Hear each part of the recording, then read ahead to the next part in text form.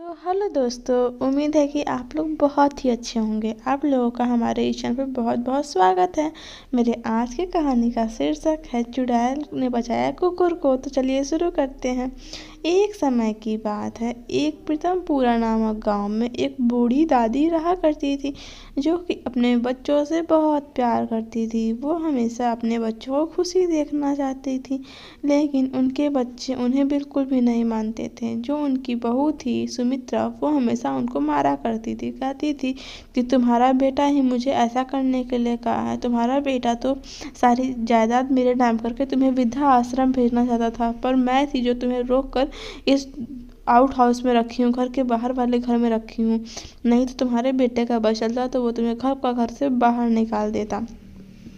इस पे बूढ़ी दादी को बहुत बुरा लगता है और बूढ़ी दादी अपना घर छोड़ के चली जाती हैं और रास्ते में ही उनकी मौत हो जाती है, जिस वजह से वो एक चुड़ैल बन जाती हैं।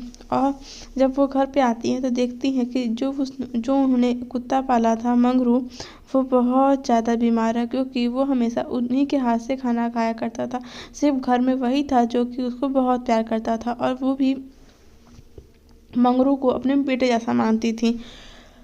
इसी वजह से जब वो घर पे आती हैं और देखती हैं कि मंगरू उनके बिना बिल्कुल भी खाना नहीं खा रहा है, तो वो बहुत उदास हो जाती हैं। और जब ये देखती हैं कि उनकी बहू सुमित्रा मंगरू को बहुत मारती है और घर से बाहर निकलने के लिए कहती है, तब ये देख के उस बूढ़ी दादी चुड़ैल का रूह कांप जाता है और कहती है क्या ये सब क्या हो रहा है। और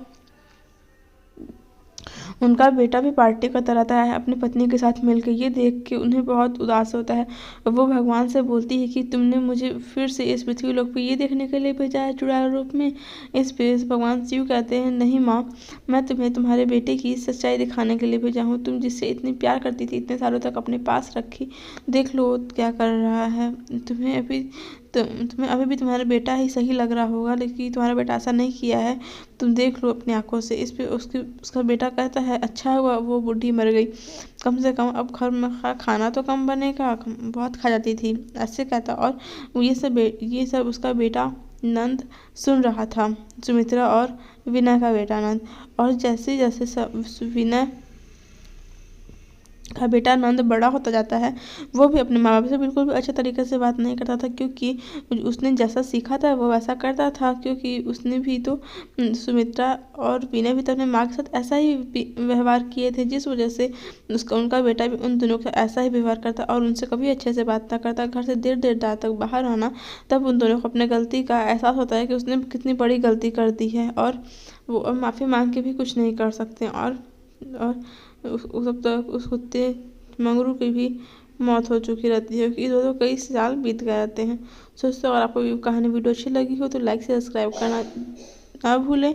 और दोस्तों, इस कहानी से यह सीख मिलती है कि हमें कभी भी अपने से बड़ों का दिल नहीं दुखाना चाहिए, और अपने छोटों के सामने